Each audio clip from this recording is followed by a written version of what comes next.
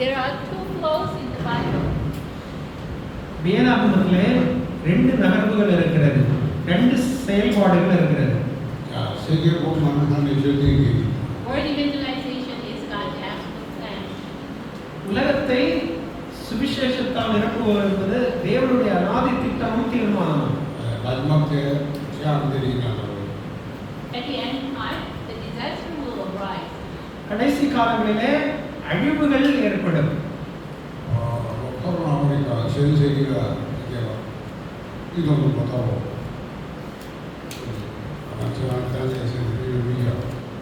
Because of COVID-19, the world cannot move within each other, so this kind of disaster came to us.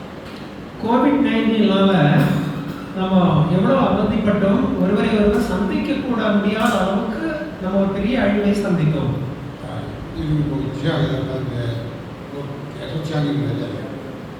We hope this disaster, this kind of disaster arise continually.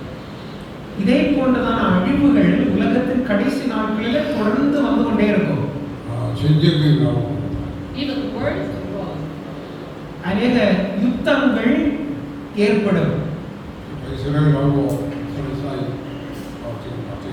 Now Israel and Palestine, they are having a war together. இப்பொழுது இஸ்ரவேலும் பாலஸ்தீனும் சண்டை போடுவது நமக்கு தெரியும். And Russia and Ukraine, they are having a war. ரஷ்யாவும் உக்ரைனும் எவ்வளவு தீவிரமாக ஒரு வருடத்துக்கு மேலாக இப்போது யுத்தம் நடந்து கொண்டிருக்கிறது.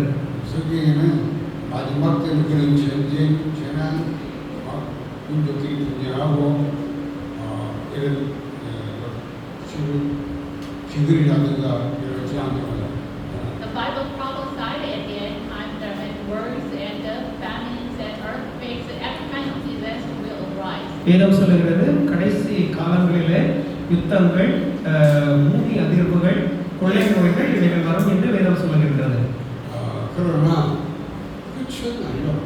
But it is not the real end.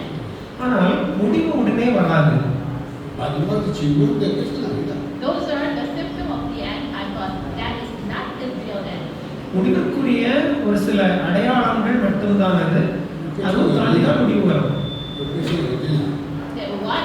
When is the real end? ஒரு முடிவு என்பது எப்போது வரும்?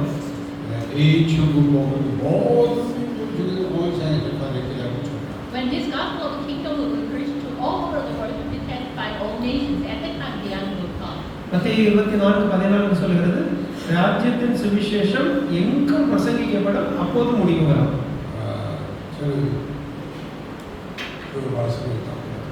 I hold that word. அந்த மத்தேயு 24:14 நீங்கள் புரிந்து கொள்ளுங்கள். Word evangelization, which the disaster cannot block. உலகம் சுவிசேஷத்தால் நிரப்பப்பட்டால் தான் முடிவு வர வேண்டும். அந்த வசனத்தின்படி Of course, the prophesied, so disaster will arise. ஆனால் முடிவு காலத்துல இதே போன்ற நிகழ்வுகள் ஏற்படும். But the word evangelization also will be the why. It is the actual plan of God. இந்த அழிவுகள் வந்தாலும் உலகத்தை சுவிசேஷத்தால் நிரப்புகின்ற செயல் தேவனுடைய செயல் என்பதனால் தடைபடாமல் அதுவும் நடந்து கொண்டே தான் இருக்கும்.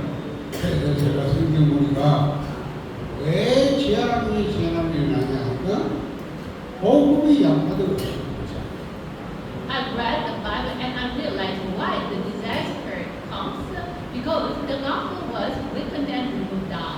இந்த அழிவுகள் ஏன் வருகிறது என்றால் சுவிசேஷம் நலிந்து போவதினால், பலவீனப்படுவதனால் தான் நிறைய அழிவுகள் உலகத்திலே வருகிறது. No believers do not know about this because they do not know the gospel. அவிசுவாசிகளுக்கு இந்த ரகசியம் தெரியாது. ஏனென்றால் சுவிசேஷத்தை பற்றி அவங்களுக்கு தெரியாதல்லவா.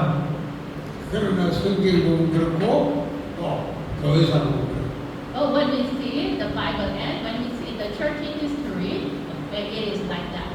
நாம் வேதத்தை புரிந்து கொண்டாலும் சபையின் சரித்திரத்தை புரிந்து கொண்டாலும் இது தெளிவாக புரிந்து கொள்ள முடியும்.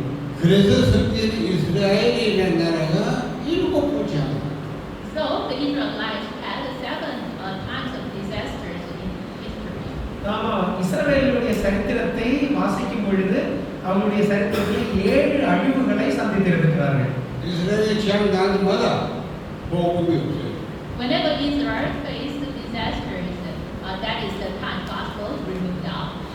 எப்பொழுதெல்லாம் அந்த அழிவு வந்ததோ அதை நீங்கள் பார்த்தீர்கள் என்றால் சுவிசேஷம் நலிவடைந்த போது அங்கே அழிவு வந்திருக்கும்.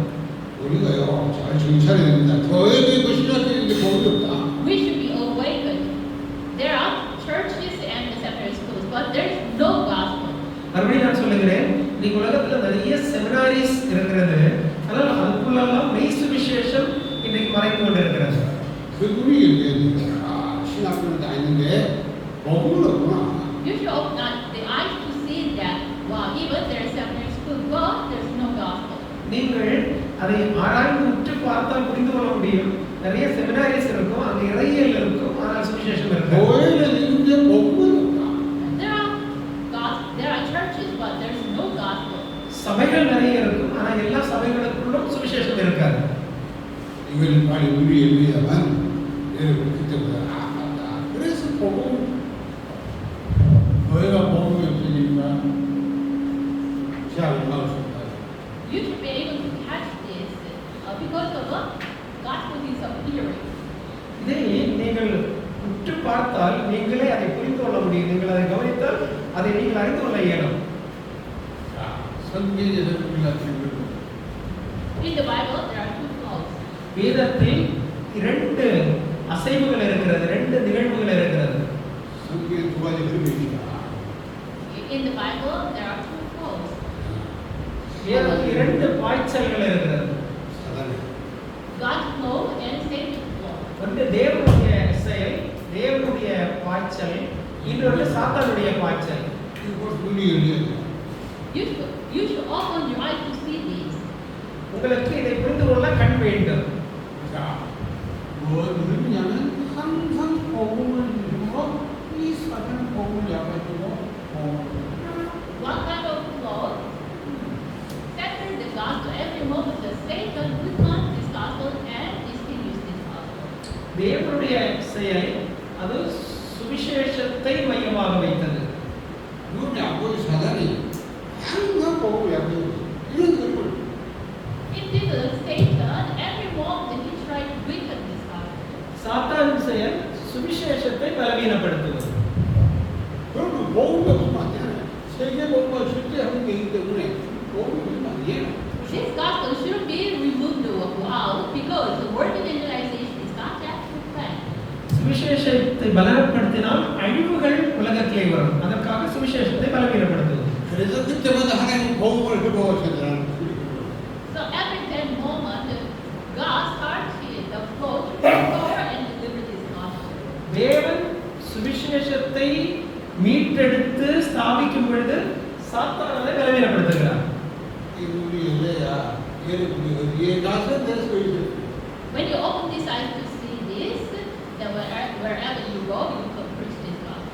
நீங்கள் இதை சரியாக புரிந்து கொண்டால் நீங்கள் இதை புரிந்து மற்றவர்களுக்கு போதிக்கவும் முடியும்.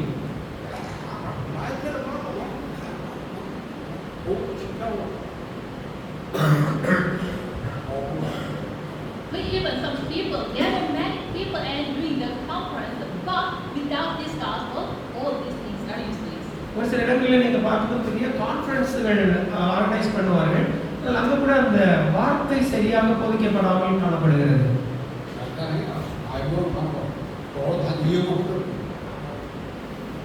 Getting many people is very easy. If we use much money, then we can easily get the people. இன்றைக்கு நிறைய மக்களை திரட்ட வேண்டும் என்று சொன்னால் பணம் இருந்தால் திரட்டலாம் என்கின்ற ஒரு நிலை இன்றைக்கு இருக்கிறது.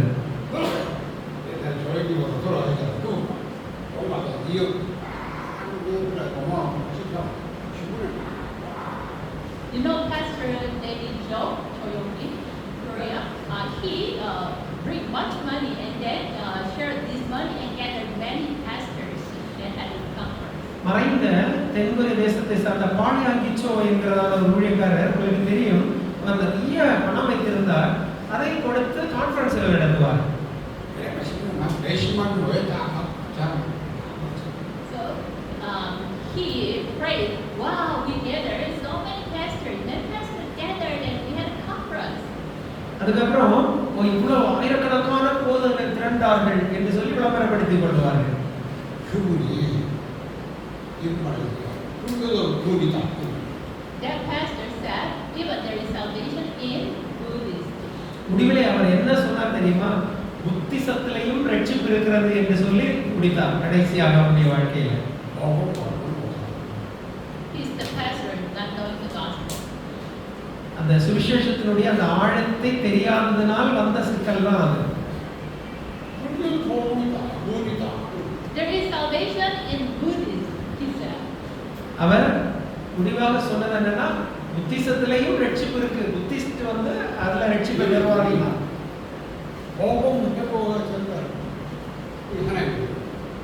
You should know restoring and delivering this gospel is God's work. தேவனுடைய செயல் என்பது சுவிசேஷத்தை மீட்டெடுத்து அதை பரப்புவது. 인간이 살아가자마자 아빠를 한 주님 복음을 봅니다. As soon as man corrupted the gospel which God gave immediately, that is Genesis 3:15. ஆதியாகமம் 3:15 தான் சுவிசேஷத்தினுடைய அடிப்படை வசனமாக இருக்கிறது. மனிதன் பாவத்தில் வீழ்ந்த உடனே ஆண்டவர் அவனை மீட்கிற வாக்குத்தத்தம். 창세기 3장 3절 알죠? You know this Genesis chapter 3 problem. ஆதியாகமம் 3:15 பிரச்சனை உங்களுக்கு தெரியுமல்லவா? 하나님 아담 어디 있느냐? God asked Adam and Eve, Adam, where are you? ஆதாமை ஏவாளை பார்த்து தேவன் கேட்கிறார், ஆதாமே ஏவாளை நீங்க எங்க? 내가 벌거벗어 들고 숨었습니다. I'm naked, I'm so ashamed, so I hid myself. நான் நிர்வாணமாக இருக்கிறேன் என்பதை அறிந்து நான் ஒளித்துக் கொண்டிருக்கிறேன், மறைந்திருக்கிறேன். 벌거벗어 숨었습니까? 그래야 모르가. Did he hide himself because he's naked? அவர் மறைந்து கொண்டிருந்தது நிர்வாணம் என்பதனால் மறைந்து கொண்டிருந்தாரா? 창세기 2장 25절에 벌거벗어 부끄러지 아니하는지라. When you see Genesis chapter 2, even they are naked, but they are not shameful about that. ஆனால் ஆதியாகமம் 2ல நம்ம வாசிக்கும் பொழுது அவர்கள் நிர்வாணியாக இருந்தபோது வெட்கமற்று தேவ சாயலிலே இருந்தார்கள். 지가 실존인지 모르는 거예요. It means he did not know his problem. அந்த நேரத்திலே ஆதியாகமம் 3வது அதிகாரத்தில் அவருடைய பிரச்சனை என்னன்னு அவருக்கே தெரியல. 하나님 뭐라고 하셨어요? What did God say? தேவன் என்ன சொன்னார் அங்கே?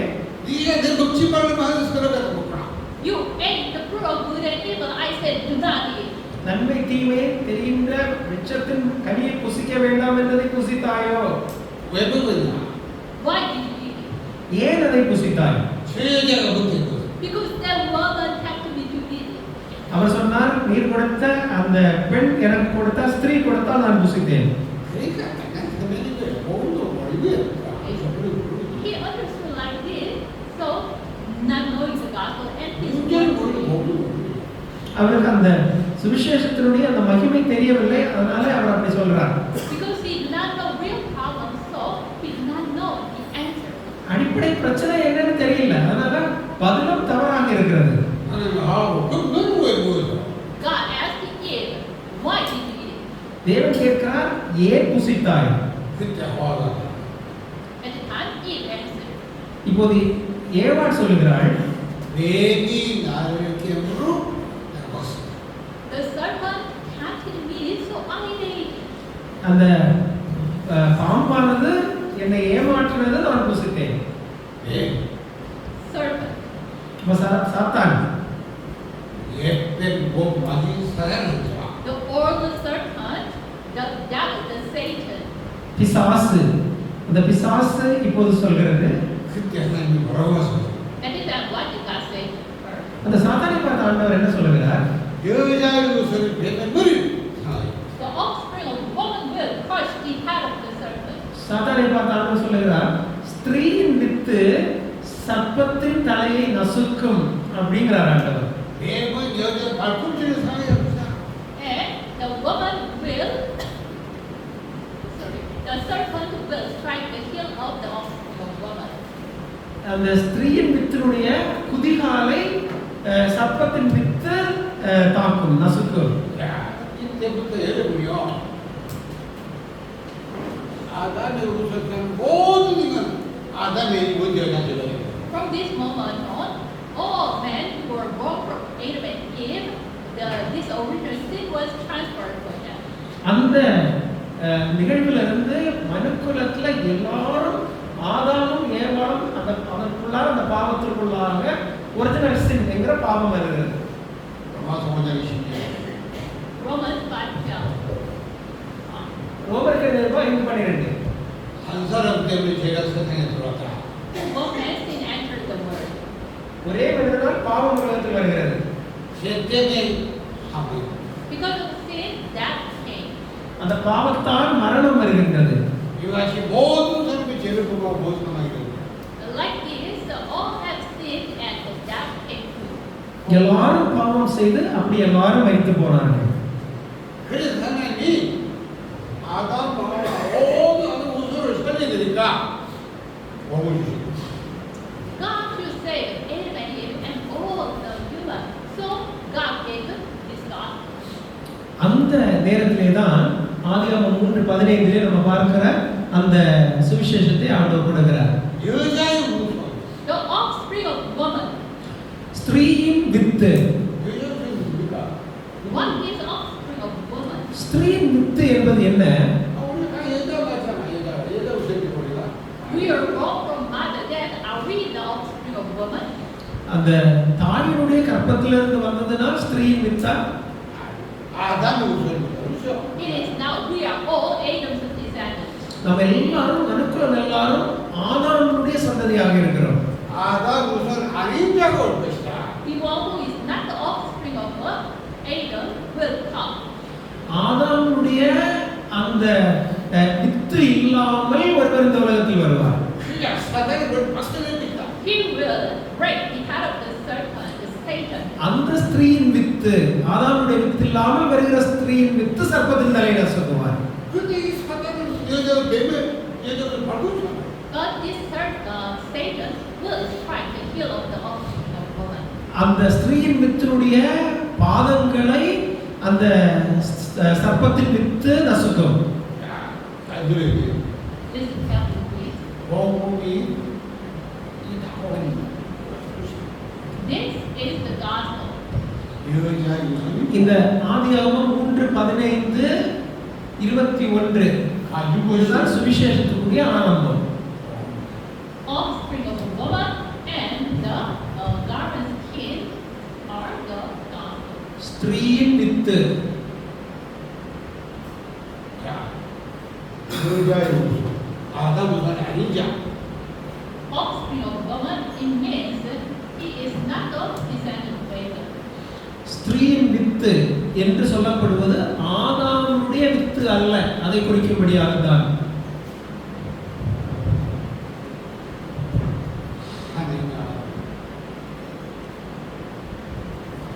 Offspring of a woman, the son of God. 자, 오실 தோல் வஸ்திரம், அங்கே ஆண்டவர் தெரிவிக்கிற தோல் வஸ்திரம். Son of God is the Messiah who will come. 저 ஸ்திரீயின் வித்து தேவகுமாரன், 자, மேசியா. 왜 가지고 있어요? Then, why did God clothe them with a skin garment?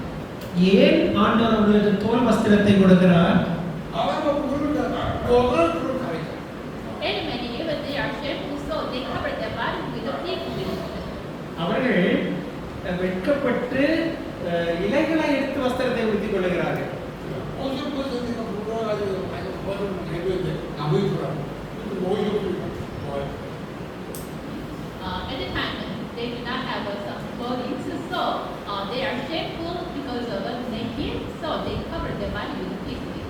இன்றைக்கு உள்ளது போல ஆடைகள் அன்றைக்கு இல்லை, ஆனால் வெட்கம் வருகிறது, உடுத்திக் கொள்ள இலைகளை எடுத்து வஸ்திரம் வைத்துக்கிறார்கள். 하나 없거든.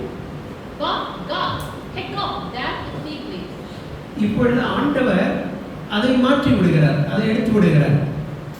양을 잡아가지고 피부를 자, God killed the lamb and with the kid, the lamb, God clothed them. அங்கே அந்த மனுஷனுடைய வெட்கத்தை கவர் பண்றதற்காக ஒரு விலங்கு பலியிடப்படுகிறது.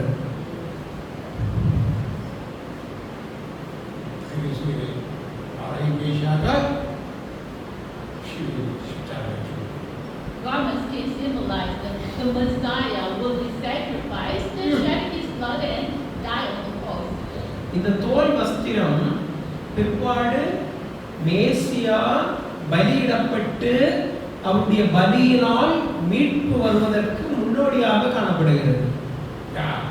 이 하나님 복음은 그 의식복. God gave this gospel. We call this the original gospel.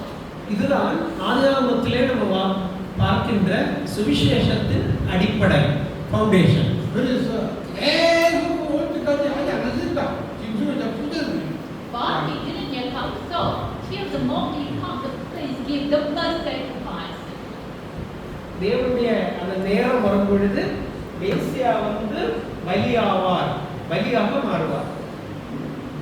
죄의 삭선 사망. The wages of sin is death.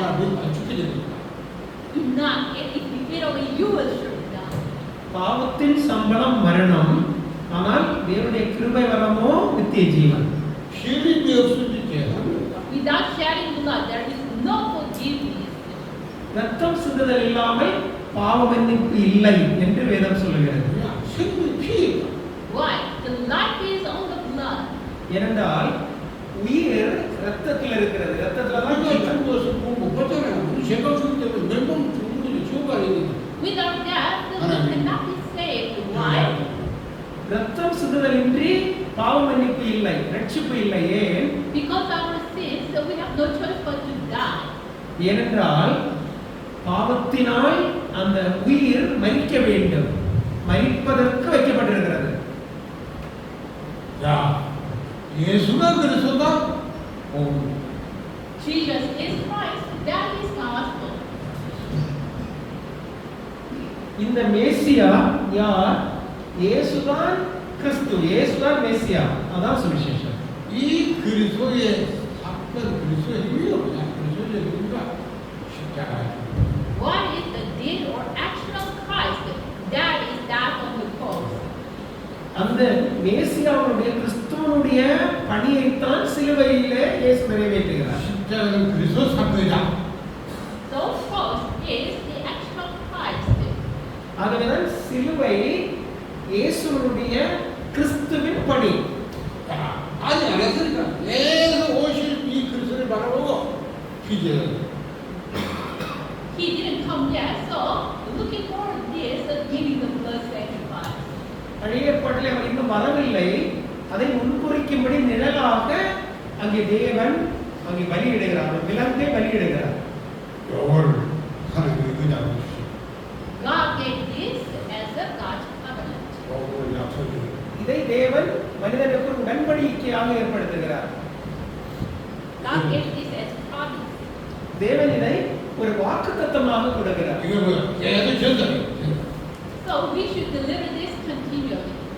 இதை நம்ம என்ன செய்ய வேண்டும் என்று சொன்னால் நம்முடைய வாழ்க்கையிலே அறிக்கையிட வேண்டும். அந்த அறிக்கையிலே வல்லமை இருக்கிறது. 모든 사람 아담으로 됐어요. All men are born as descendants of Adam. நான் முதல்ல சொன்னேன் அல்லவா, எல்லா மனிதர்களும் ஆதாமின் சந்ததியாக இருக்கிறார்கள். 모든 사람 다 그거 필요 없습니다. So all men need Christ. எல்லா மனிதர்களுக்கும் கிறிஸ்து தேவை. 하나님 복음인데 여러분 알아보세요. 창세기 4장 4절. This is the gospel God gave. Then let's read Genesis 4:4-5. இதைதான் நம்ம ஆதியாகமத்தின் புத்தகம் 4வது அதிகாரம் 4-5 வசனங்களிலே வாசிக்கிறோம். ஆதியாகமம் 4-5 வசனங்கள். 자, 세월이 지나고 Some time has gone.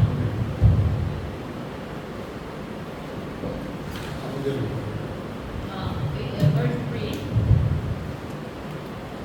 세월이 지나고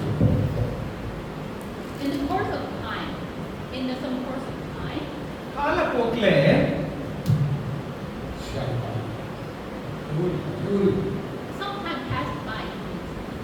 காலப்போக்கிலே 아이와 아벨 Cain and Abel, 하나님께 제사를 드립니다. காயினும் ஆபேலும் காணிக்கை கொண்டு வருகிறார்கள். gave the worship to God, in honor of God. அவங்க ஆராதிக்கிறார்கள், ஆராதிக்க வருகிறார்கள். 자, 가인은 농사짓는 사람이고 복식을 할 때. As a reason, Cain is farmer, he gave the offering to the first. Coin வந்து அவருடைய நிலத்தின் கனிகளை கொடுக்கிறார். 하나님 과인과 그에는 맞아. But God didn't receive Canaan his offering. காயினுடைய அந்த பலியை தேவன் ஏற்றுக்கொள்ளவில்லை, அங்கீகரிக்கல. 아벨 양과 그 기름을 줬어요. But Abel gave the worship with the fat and his portion. ஆனால் ஆபேல் பலி செலுத்துகிறார், தேவன் அதை அங்கீகரிக்கிறார். 하나님 아벨과 그 예물을 기뻐. God was pleased to receive Abel and his offering. தேவன் ஆபேலுடைய அந்த காணிக்கையையும் ஆபேலையும் அங்கீகரிக்கிறார். 왜 하나님이 가인에서? Why didn't God receive Cain's offering? ஏன் காயினுடைய பலியை ஆண்டவர் அங்கீகரிக்காதது? 가인과 하나님은 왜 내일 안 받습니까? So Cain complained to God, God, why didn't you receive my offering? Coin தேவனை பார்த்து கேட்கிறார், ஏன் என்னுடைய பலியை அங்கீகரிக்கவில்லை என்று கேட்கிறார். 하나님이 이렇게 말합니다. 네가 선을 내서 어찌 제가 문화를 되겠냐? God said to him, if you do good, then why the sin is crouching at your door? நன்மை செய்தால் உனக்கு உனக்கு நன்மை இல்லையோ, பாவம் உன்னுடைய வாசற்படியிலே காத்திருக்கிறது. 자, 죄에서 네가 죄를 다스린다.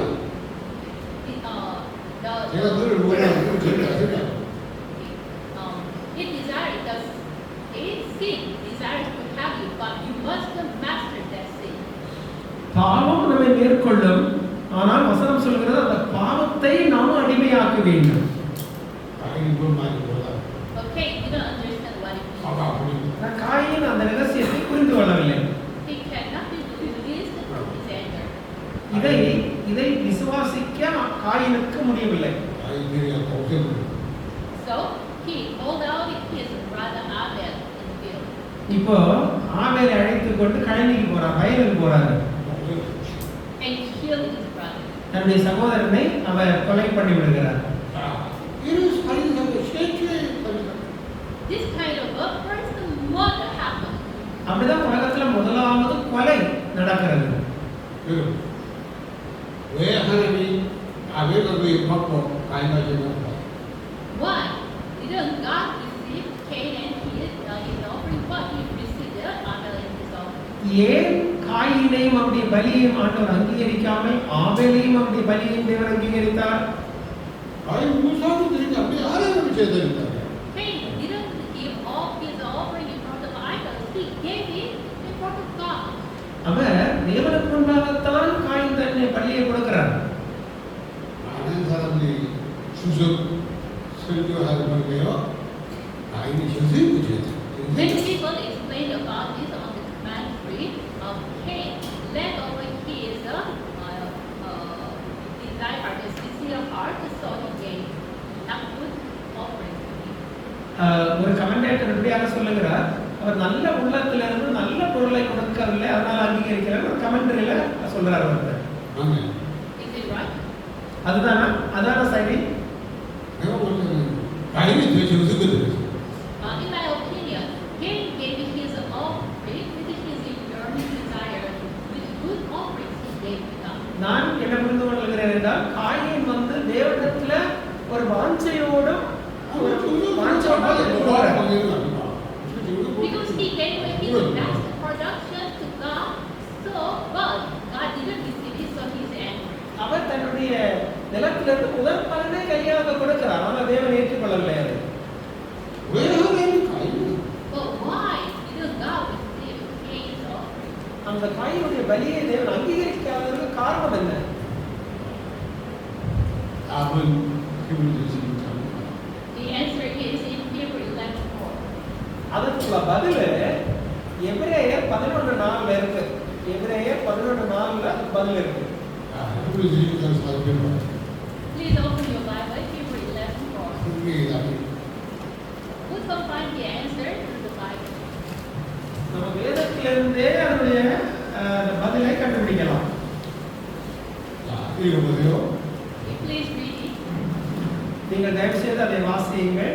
믿음으로 아벨을 가인과는 자들로 By 나누는 faith, 자들을 Abel offered God a better sacrifice than Cain did. 하나님 그 예물에 대해서 증언하셨습니다. By faith, he was commended as a righteous man. When God spoke well of his offering. விசுவாசத்தினால் ஆபேல் காயினுடைய பலியை விட மேன்மையான பலியை கொடுத்தார். விசுவாசத்தினால். 아벨이 믿음으로 가인보다 더 나은 Abel offered God a better sacrifice in faith, by faith. ஆபேல் அந்த பலியை விசுவாசத்தினால் கொடுக்கிறார். 뭘 믿었단 말이야. What did he believe? என்ன விசுவாசித்தார் ஆபேல்?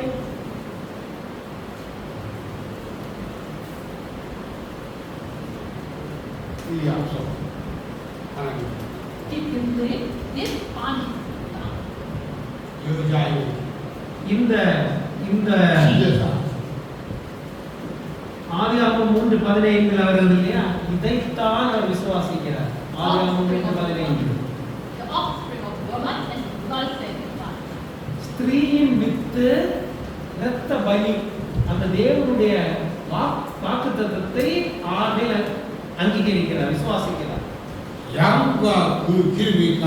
양을 잡아야 기름이 있다. His offering is a lamb and its fat. When you kill the lamb, you can get a portion of the lamb.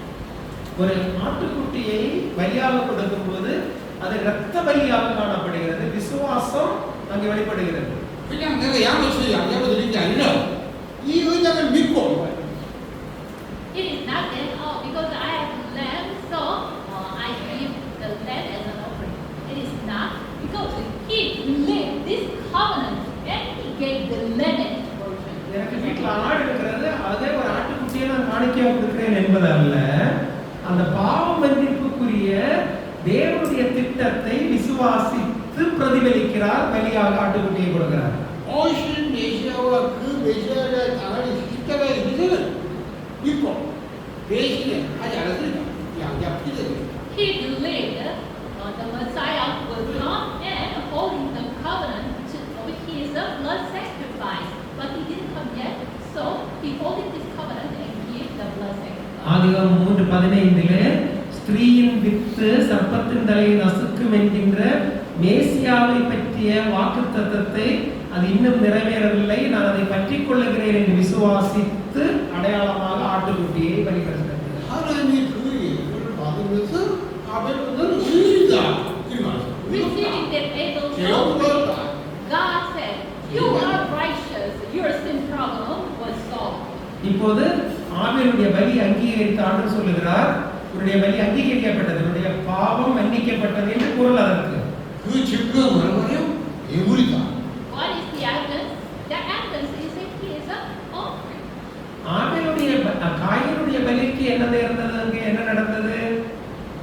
다시 말합니다.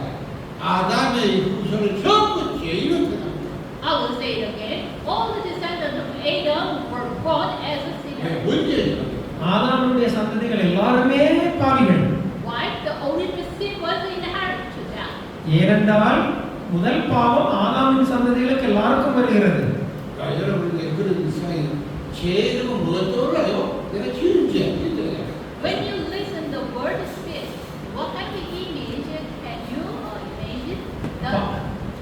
The committing sins, all the list of your committing sins. பாவம் என்று சொன்ன உடனே உங்களுடைய ஞாபகத்தில் என்ன வரும்? சின்ன வயசுல இருந்து இதுவரையிலும் நாம செய்த நம்முடைய பாவம் தான் நமக்கு நினைவுல வரும். If you imagine those kind of things as a sin, then it means you do not know about it well. பாவம் என்றதும் அந்த எண்ணம் வருகிறது என்று சொன்னால் பாவத்தினுடைய அடிப்படை உபதேசம் உங்களுக்கு இன்னும் தெரியலன்னு அர்த்தம். It means you do not know about gospel well. சுவிசேஷத்தின் அந்த மேன்மையை இன்னும் சரியாக புரிந்து கொள்ளவில்லை நீங்கள். 이거 죄 아니다. 이거 죄 없다. Oh, if you do not committing any sin, then I didn't commit any sin, so I do not have sin. ஒரு நாள் நீங்க ஒரு பாவம் செய்யலைன்னா ஆண்டவரே நான் இன்னைக்கு பாவம் ஒன்றும் செய்யல, ரொம்ப சந்தோஷம் அப்படின்னு நீங்க நினைப்பீங்க. 아프리카 저기 의나게 죄 없다. When I went to Africa, Africa says the baby do not have sin. நான் ஆப்பிரிக்காவிலே சென்றபோது அங்கே ஆப்பிரிக்காவில் இருக்கிறவர்கள் நம்புகிறார்கள் குழந்தைக்குள் பாவம் இல்லை, குழந்தை பாவம் இல்லை என்று சொல்லுவார்கள். 목사도 그러고 신앙생활이 다 The pastors and the seminary school students said like that.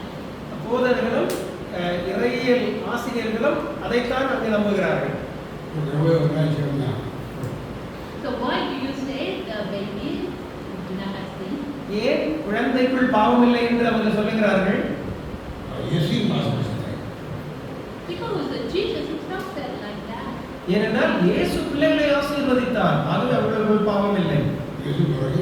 What did Jesus say? இயேசு என்ன சொன்னார்?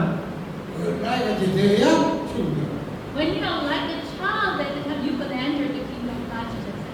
நீங்கள் ஒரு குழந்தையை போல மாறவில்லை என்றால் தேவனுடைய ராஜ்யத்திற்குள் பிரவேசிக்கவில்லை என்று இயேசு சொன்னார். Yeah, babies don't have sin. உடனே அதை எப்படி வியாக்கியானிக்கிறார்கள்? ஓ, குழந்தைக்குள் பாவம் இல்லை.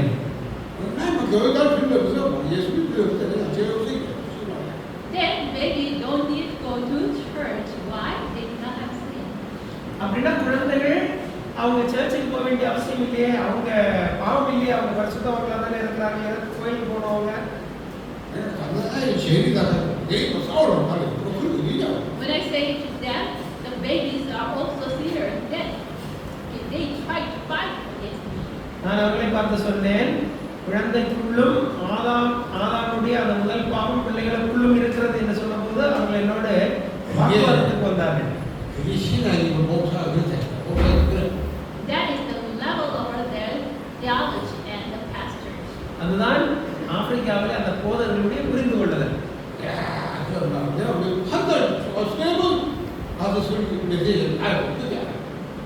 I visited 3 times. When I visited in the 3rd time and delivered that message in 3 times, at the moment they start to understand it.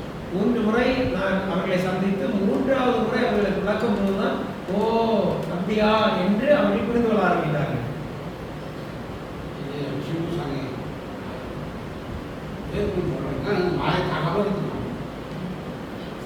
All over the world, the situation is the same. இந்த உலகத்தில் பல நாடுகளிலும் பாவத்தை குறித்த புரிந்து கொள்ளுதல் அப்படியே தான் இருக்கிறது.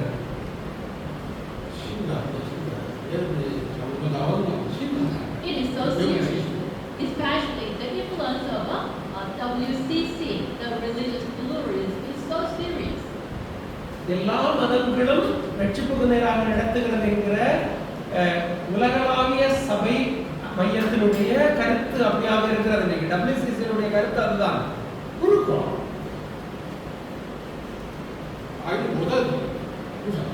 So Cain also didn't understand what God said.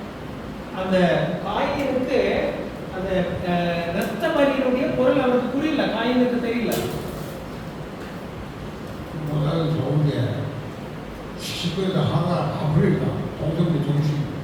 Cain did not understand this. It is okay, but he cannot solve his anger problem, so he killed his brother.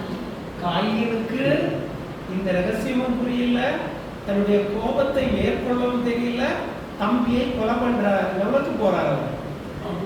Then I will ask you, why did Cain kill Abel? ஏன் coin ஆபேலை கொன்றார்? Did Abel do wrong to Cain? ஆபேல் ஏதாவது தவறு பண்ணாரா?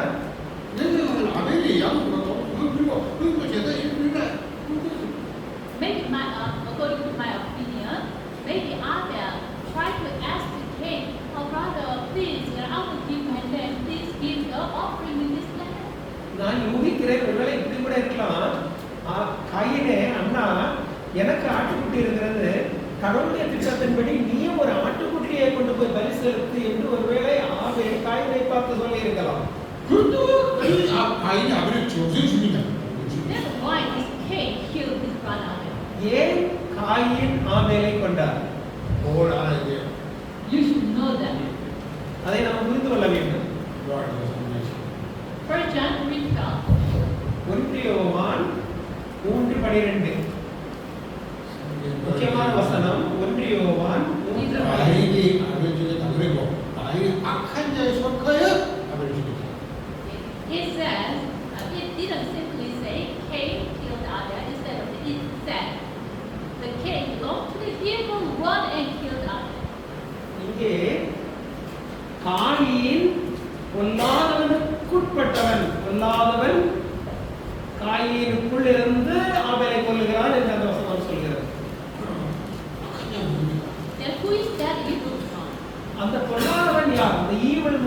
முதலாவது அதிகாரம் John 8:44. அதான் யோவான் 8:44 வாசிக்கும் போது அங்கே நம்ம பார்க்கிறோம். யோவான் 8:44. 너희는 너희 아비를 받게. You belong to your father the devil. நீங்கள் உங்கள் பிதாவாகிய பிசாசினால். 밑으로 아비는 처음부터 살인합니다. Okay. And then it says, from the beginning, the devil is the mother. ஆரம்பத்திலிருந்தே பிசாசானவன் கொலைபாதகனாக இருக்கிறான். 아니 언제 살인했어? When did the devil mother? எப்போது பிசாசு கொலைகாரன்? 가인이 아들 죽였지 마이가 죽인 게 아니야? Cain killed Abel, but not devil. Cain ஆபேலை கொல்லுகிறான். It is not actually. 가인이 불을 냈는데 사탄이 살았어. When Cain is angry at the time, the Satan called that Cain. இப்ப coin கோபம் அடையும் போது அந்த கோபத்தின் மூலமாக சாத்தான் காயினை ஆளுகை பண்றான். 에베소 4장. So please open your Bible, Ephesians chapter. இப்போது உங்களுடைய வேதாகமத்தை திறவுங்கள். 에베소 4장 26절 27절. Ephesians chapter 4. எபேசியர் எழுதின 4வது அதிகாரம். 26-27. எபேசியர் 4வது அதிகாரம். 불을 내어도 죄를 지지 말며 해가 지도록 불을 피지 말고 마귀에게 들어주지 마라. It said, in your anger do not sin. Do not let the sun go down while you are still angry. And do not give the devil a foothold. உங்களுடைய நீங்கள் கோபப்பட்டாலும் பாவம் செய்யாதிருங்கள், பிசாசுக்கு இடம் கொடாதிருங்கள் என்று நம்ம வாசிக்கிறோம். 불을 내고 이유가 마귀가 그 가위에다 나를 살라고. You are angry, so you cannot control that anger at that time. The devil called that Cain. நீங்கள் கோபம் கொண்டு பிசாசுக்கு இடம் கொடுக்கும் போது பிசாசு அந்த இடத்தை பிடிக்கிறான். அவன் அதை மேற்கொள்ளான். 세계 유통부터 Okay, let's read the description process of it.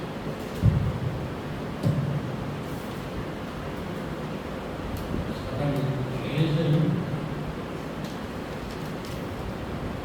아담에 속한 여자가 딱 பாவம் எப்படி படருகிறது? பாவம் படருதல். Satan manages the power of sin.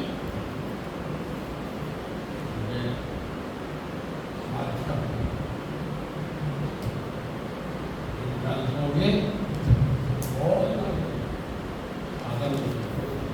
This power of sin, we call it original word hamartia. This hamartia is in all men. இந்த பவர் ஆஃப் சின் இருக்கு இல்லையா, பாவத்தின் வலிமை, அதெல்லாம் கிரீக்க மொழியில ஹமார்டியா என்று நாங்கள் சொல்லப்படுகிறது.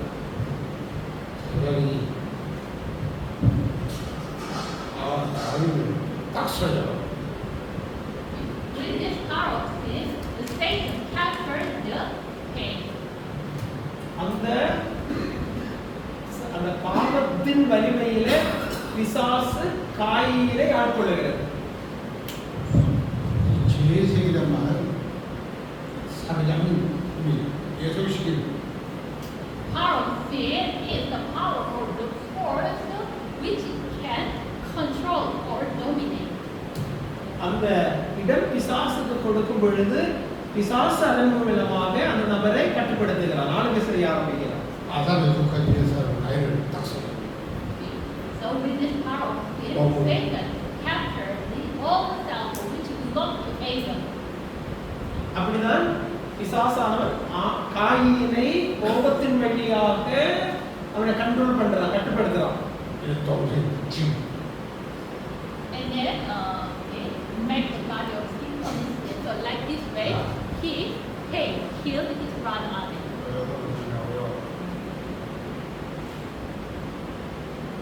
그러면 He killed அந்த he killed பிசாசு அந்த கோபத்தின் வழியாக காயினுக்குள் புகுந்து அவனை ஆட்கொண்டு ஆபேலை கொலை பண்ணான். 왜 사탄이 이런 나를 아버지 Then I will ask you, why Satan killed Abel? இப்ப நான் கேட்கிற ஒரு கேள்வி,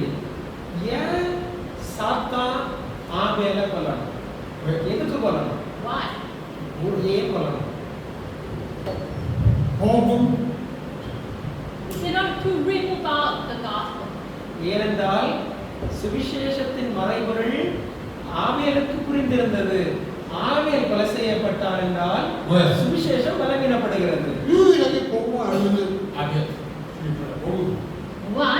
When he killed Abel, who knows this gospel only at the time, this gospel will be removed out. அப்பொழுது உலகத்தில் தேவனுடைய அந்த வாக்குத்தத்தமான அந்த சுவிசேஷத்தின் ரகசியம் ஆவேலுக்கு மட்டும்தான் தெரிந்திருந்தது. ஆவேல் கொலை செய்யப்பட்டால் சுவிசேஷம் அழிக்கப்பட்டுவிடும் என்று சாத்தான் நினைக்கிறான். 여러분 들어야 됩니다. 사단 안에서 복음을 약하게 어떻게 방해했지? You should understand this. The work Satan is doing is weakening the gospel and removing out the gospel. நான் முதல்ல சொன்னேன்ல, சாத்தானுடைய செயல்படும் அந்த வேலை எப்படின்னா சுவிசேஷத்தை கொஞ்சம் கொஞ்சமாக பலவீனப்படுத்தி விட்டு சுவிசேஷத்தை முற்றிலுமாக நீக்க வேண்டும். அதான் அவருடைய திட்டம். 그럼 복음 아무도 없어. When Abel died, then there's no this gospel. ஆதாம் மரிச்சிட்டான்னு வச்சுக்கோங்களேன், அதுக்கப்புறம் இந்த சத்தியம் தெரிஞ்சு யாருமே உலகத்துல கிடையாது. 하나님의 실질이 세계 복음한테 복음이 없어.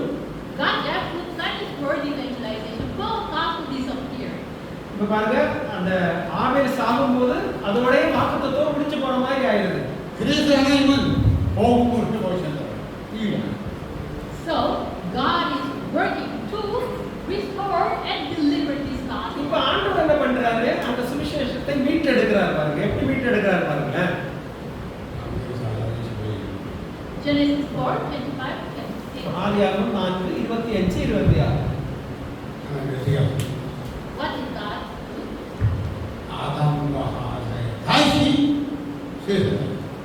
God gave another son between Adam and Eve. He is a Seth. இப்போ ஆண்டவர் சேத் என்கின்ற இன்னொரு மகனை அந்த ஆபேலினுடைய இடத்துல ஆண்டவர் கொடுக்கிறார். 자, 셋을 낳고 또 그 아들 낳은 이름 에노스가 됐다. They gave birth to a son, Seth, and Seth also have a children and have a son.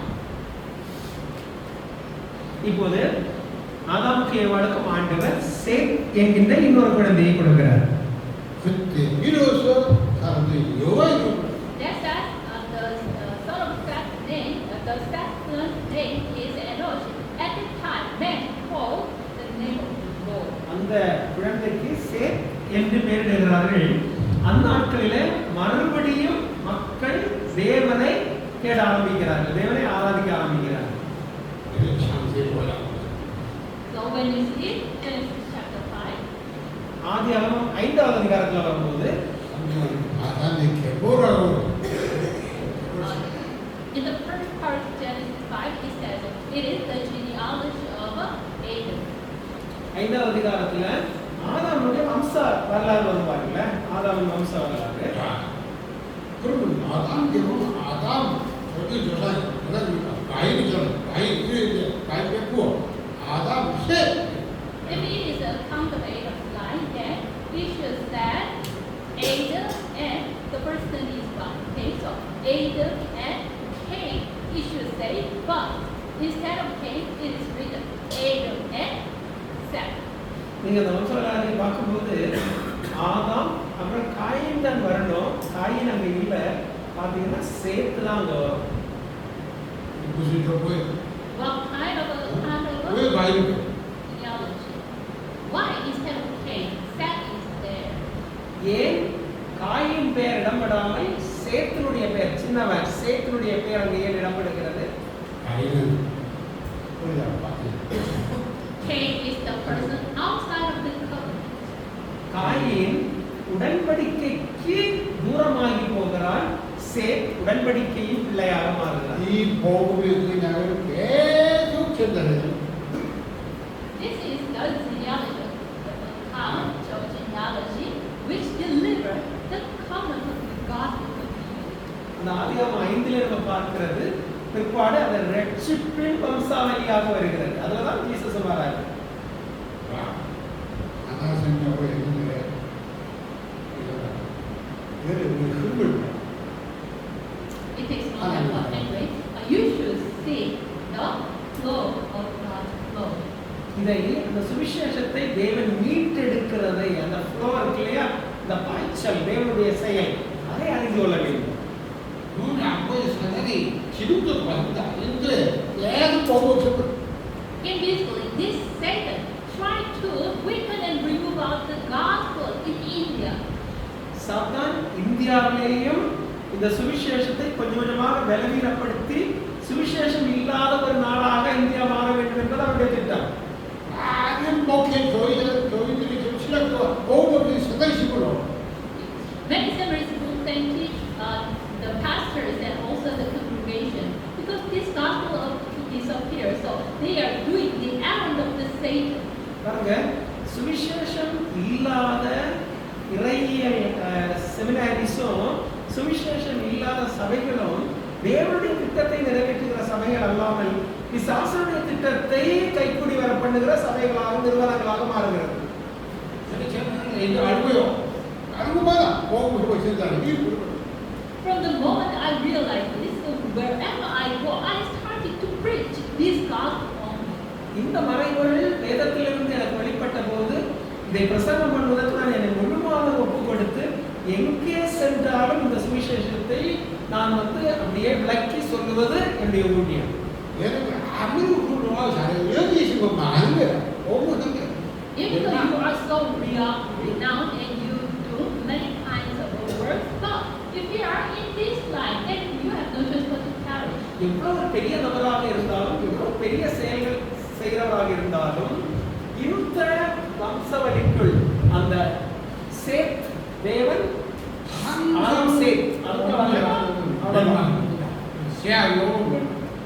Every moment when this gospel could disappear, the disaster comes and harassment comes. எப்பொழுதெல்லாம் சுவிசேஷம் பலவீனப்பட்டு மறைய ஆரம்பிக்கிறதோ அப்போதெல்லாம் அந்த இடத்திலே அழிவுகளும் வருகிறதை நம்ம வேதத்திலே பார்க்க முடியும். 사단이 복수했습니다. 보험도 완전히 깨하고 맹하시고. Satan works so when this gospel is disappeared, Satan works so he removed out this gospel. சுவிசேஷம் பலவீனப்படும் போது சாத்தானுடைய கிரியைகள் அதிகரிக்கிறது, அங்கே அழிவுகள் வருகிறது. 얘네들이 보험을 하고 있는 사람은 하나님 모든 친구도 알고 싶어. But when you restore and deliver this gospel, God will restore all the blessings. ஆனால் இந்த சுவிசேஷத்தை நீங்கள் அப்படியே மீட்டெடுத்து பகிர ஆரம்பிக்கும் பொழுது அந்த சுவிசேஷத்துக்கும் எல்லா ஆசீர்வாதமும் அடங்கி இருக்கிறது. தேவன் அதை உங்களுக்கு அருளை செய்வார். 앞으로 저에게 보험을 이루시면 하나님 인들 맞추고 않는 From now on, if you raise up the gospel movement in every side of India, then God will bless you so much. இந்த சுவிசேஷத்தை உங்களுடைய பகுதியில் இந்திய நாட்டில் எல்லாம் இந்த சுவிசேஷம் மீட்டெடுத்து பரப்பப்படும் பொழுது தேவனுடைய ஆசீர்வாதம் இந்த தேசத்திலே வர ஆரம்பிக்கும். 시대마다 그렇죠. 시대마다. 그렇죠. 미국이 왜 좁아진 거야? 보험을 선거 전체에 많이 벌거든요. Age by age, he was elected. Why did America receive blessing? Because of this gospel. நீங்கள் ஒருவேளை கேட்டு நினைப்பீர்கள், ஏன் அமெரிக்கா அவ்வளவு ஆசீர்வதிக்கப்பட்டது? உங்களுக்கு தெரியுமா? சுவிசேஷத்தினால்தான் அமெரிக்கா அவ்வளவு ஆசீர்வதிக்கப்பட்டது. 근데 미국이 이제 보험이 없어요. 제한을 보고 있어요. But now the gospel is disappearing in America, so the disasters start to come to America. அமெரிக்காவிலே என்றைக்கு சுவிசேஷத்தை பலவீனப்படுத்த ஆரம்பித்தார்களோ அவங்களுடைய நாட்டை தேடி அழிவுகளும் வர ஆரம்பித்தது. 한국 와라는데 하나님 멋있고 왜? 세계 보험 없어. Korea is a very small country, but God blessed this Korea. Why? Because of this gospel movement. Korea என்பது ஒரு சின்ன நாடுதான். இன்னைக்கு கடவுள் இந்த கொரியா தேசத்தை ஆசீர்வதித்திருக்கிறார். ஏன் தெரியுமா? இந்த சுவிசேஷத்தின் நிமித்தமாகத்தான் Korea ஆசீர்வதிக்கப்பட்டிருக்கிறது. 앞으로 이제 인도네시아 이런 나라들이 막 왜? 세계 보험. Later, India and Indonesia, these kind of countries will be blessed for the world evangelization. நான் சொல்லுகிறேன், இந்தியா நாடு, இந்தோனேஷியா நாடு, இந்த நாடுகள் எல்லாம் சுவிசேஷத்தை மீட்டெடுத்து பறக்கும் போது தேவனுடைய ஆசீர்வாதம் இந்த நாட்டின் மேல் இறங்கி இந்த நிலைமைகள் எல்லாம் மாற ஆரம்பிக்கும். The eyes are important. Please see the close of the Bible. ஆவிக்குரிய கண்கள் ரொம்ப முக்கியமானது. வேதத்திலிருந்து இதை நம்ம சரியான பார்வையில பார்க்கணும்.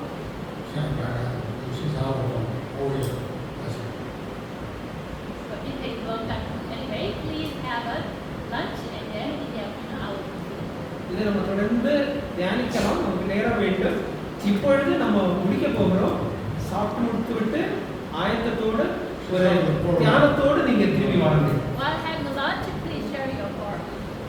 நீங்க சாப்பிடும்போது கூட இந்த பாரம் நீங்க இதிலே பங்கு கொண்டு புரிந்து கொள்வதை பேசிக்கொண்டு சாப்பிடுங்க. வேற எதையும் பேசாதுங்க. வேற மற்ற காரியங்கள்